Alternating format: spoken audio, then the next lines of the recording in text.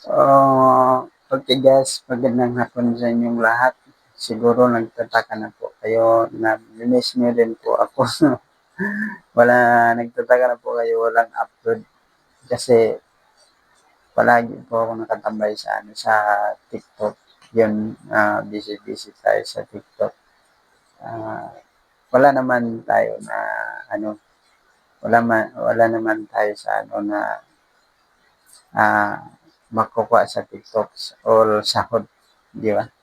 Pero lagi ako nakatambay, parang makatatamad talaga yung gumawa ng video. Kasi di ko alam kasi yun, lagi ako nakatambay sa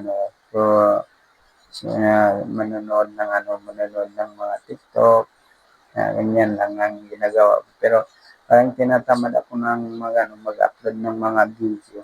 Yun. Yan guys, update ko naman po kayo sa aking mga vlog. Ah, what's up guys sa lahat, shout out na lang sa inyo sa lahat. Hindi ko kayo mabanggit isa-isa yung mga pangalan ninyo. Salamat po sa mga suporta ninyo, susuporta ninyo lang. Lahat po kayo. Shout out lang sa inyong lahat. At God bless po. Sana mapansin niyo din po yung ang ating mga vlog. Uh, ngayon, ngayon po, may sasabihin ako bakit ako hindi nakapag-upload ilang araw at malapit na yun mga 10 araw hindi ako nakapag-upload at hindi ako nakapag-live kasi ito yun. Lagi ako nakatambay nanonood sa TikTok. Nanood lang. Wala ako nang gumawa ng content. Kulang lang ang content. Panglibangan lang doon sa TikTok ang aking mga content para hindi ko naman yun, panglibangan ko naman yan sa TikTok. Kung mo alam para hindi malungkot hindi palagi na stress. Yan guys, lagi ako nanonood dyan sa TikTok. Kahit ano-ano nang pinanood ko yan sa TikTok. Yun, parang palagi ako nakapanood sa TikTok. Pero maraming akong oras sa pag-vlog. Pero tinatamad talaga ako tinatamad ako talaga sa paggawa ng mga video. Kung nag-isip ako kung ano ang video ang i-upload ko, pagkatapos hindi ko alam kung ano, yun guys, parang tamad talaga. Ngayon, i-update ko naman po kayo para ang aking mga vlog kasi pasensyahan nyo na guys, hindi ako nakapag-comment sa mga video ninyo. Yan guys, kahit may oras tayo. Yan ang sinasabi ko kanina, lagi tayo nanonood sa TikTok. Anong ang pinanood. Ngayon guys, hindi ko naman akalain guys, meron akong dito sa Malaysia, sa Sabah, Malaysia.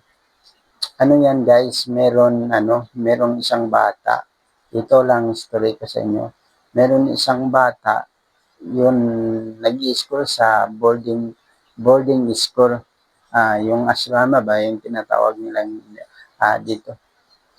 Yung bata nag-i-school diyan. Tapos, may nag-happen sa kanya, namatay daw, pinubuli daw. Yun ang palagi ko pinanood sa TikTok na viral hindi naman dito sa Malaysia at sa buong mundo. Yun ang tinatawag nila Justice for Jara. Yan guys ang palagi ko pinanood. Kasi hindi ko akalain guys, nag-upload man ako doon sa TikTok. Nag-upload ako sa TikTok yung picture niya ba? Picture, ilagay ng ang song Tagalog. Meron. Pakita ko din sa inyo dito. Just the Yan sky guys. is out. Pakita ko sa inyo. Yan.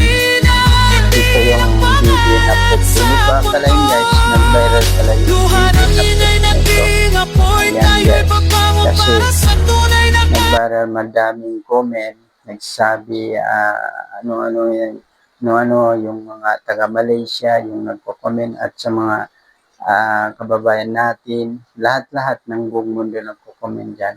Akalain mo yung viewers niya, malapit na yun, 800K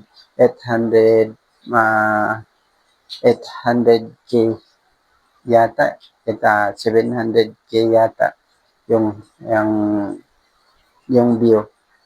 Akalain nyo guys, hindi ako nangarap para mag-viral pala yun yung picture na yan. Yan guys, yan ang comment nila, i-replyan ko isa-isa yung sinasabi nila, ano daw ang nag-happen dito sa bata nito. Yan. Pero may nakakumpos yung lyric ng song dito sa lyric ng song ng Vision. Ang meron din ng lyric dito ng song ng Malaysian song, i-vision nila sa Tagalog. Pagtatapos, ikuha ko yung Tagalog song, ilagay ko ron sa picture para in-upload ko sa TikTok. Yan guys. Di ko akalain nagbo-viral pala yung in-upload ko sa TikTok. Yan guys. Baka nagtataka kayo bakit ako hindi nag-upload sa YouTube. Yan, palagi ako nanonood doon sa TikTok. Wala naman ako kinikita doon sa TikTok guys. Yan ang update ko ngayon sa aking mga YouTube guys. Yan ang sinasabi ko sa inyo, lahat po kayo. Pasensyahan nyo na guys pag wala ako naka-comment sa inyong mga video. Yan guys, akalain mo guys, nandito sa Sabah, Malaysia. Sabah, Malaysia. Nag-viral para yung bata, yung binuli sa school ng boarding house. History ko lang ito guys para yung nalaman ko, yung mga nakita ko sa video.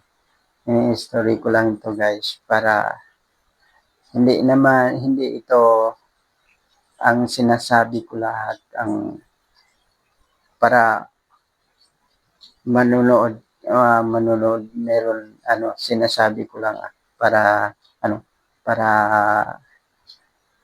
update tayo sa mga YouTube natin dito para may upload tayo. Pero yan ang katotohanan ng story ko dito sa mga bakit daw hindi ako nakapag-upload sa YouTube. Ito guys ang dahilan. Ito ang dahilan guys. Busy tayo dito sa TikTok manonood ng Justice for Jara. Yan guys. Di ko akalain ninyo guys. Siguro nakikita niyo guys. Maraming kababayan natin, maraming ng kapwa ng Pilipino humahanga dito sa mga Justice for Jara. Ang bakit daw yung bata, anong dahilan sa pagkamatay niya. Ito guys, ang alam ko guys dito, ang nakita ko sa nag-viral dito sa Malaysia, yung bata yon binubuli daw, pinapatay yung mga kaklase niya meron nagsabi pinasok daw sa mission. Meron nagsabi nahulog daw. Pero yung mga sistema ng mga kapulisan dito, sabi nila nahulog daw. Nahulog daw yung bata sa sa 3 floor, nahulog sa 3 floor, nahulog doon sa baba. Yun guys ang statement sa kanyang mga katotohanan. Yan ang umabot sa kanyang magulang. Pero yung magulang niya hindi hindi maniwala sa mga statement yan sa binibigay ng mga kapulisan dito. Akalain mo guys, nandyan na siya sa libingan guys,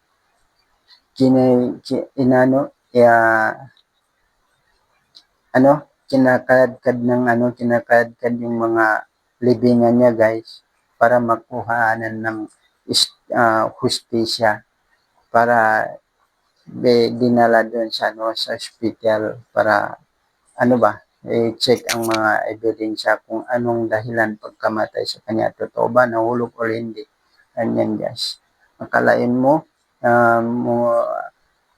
the 20 days na dyan sa sa libingan, pagtapos kinakadkad ulit yung mga libingan niya para makuhaan ng ebidensya sa kung anong pagpatay sa kanya. Yan guys ang nababiral dito sa sa Sabah, Malaysia. Yan guys. Maraming naman dito sa hindi sila ang mga people ng mga Malaysian, hindi sila titigil hanggat hindi nila makuha yung mga katarungan. Yan ang mga hustisya kay Jar. Yan guys, yan ang dahilan bakit hindi tayo nakapag-upload. Busy tayo dito sa TikTok, pero wala naman ako kinikita dito sa TikTok.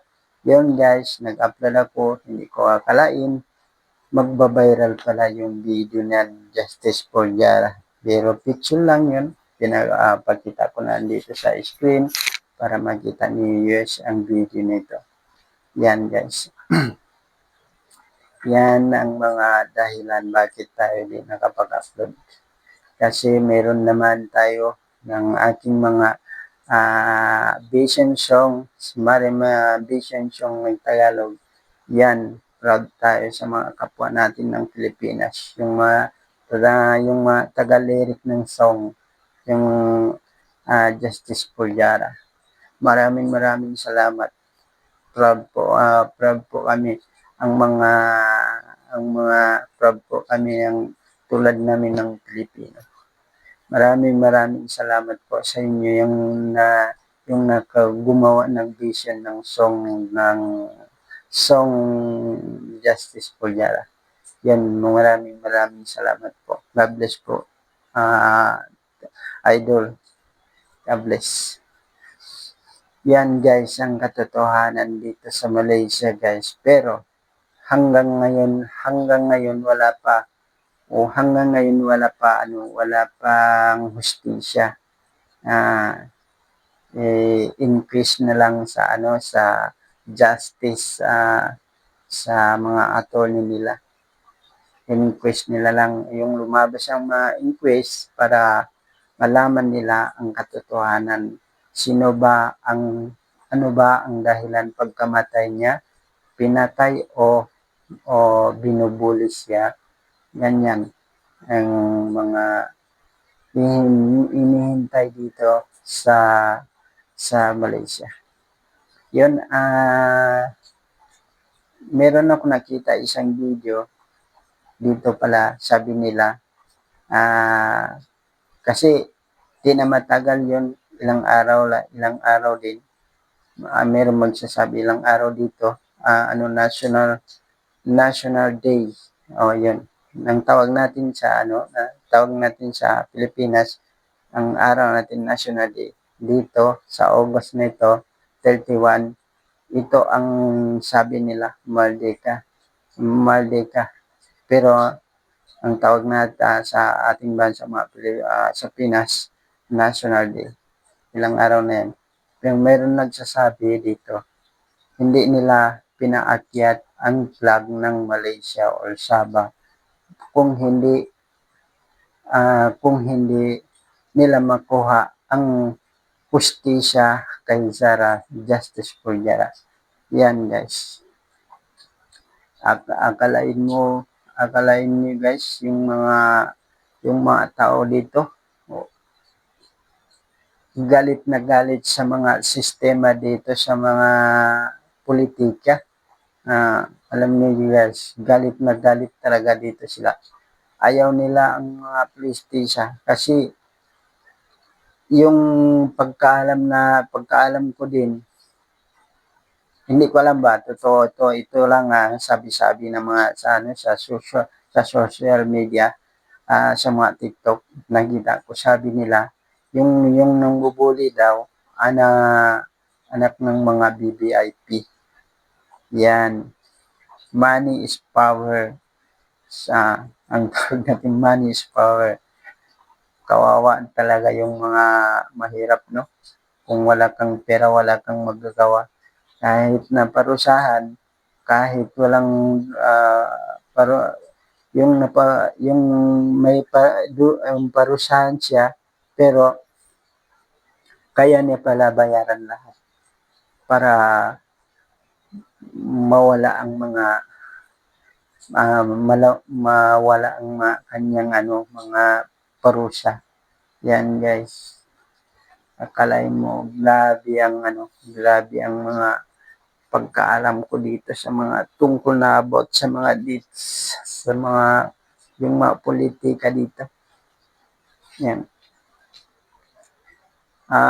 Buti pa doon sa sa ating mga Pilipinas. Okay lang. Okay rin talaga, secret ang mga ang mga politiko natin diyan sa Pinas. Hindi tulad dito, public ang mga ang pag-aano nila dito. Ganyan. Ayun na nga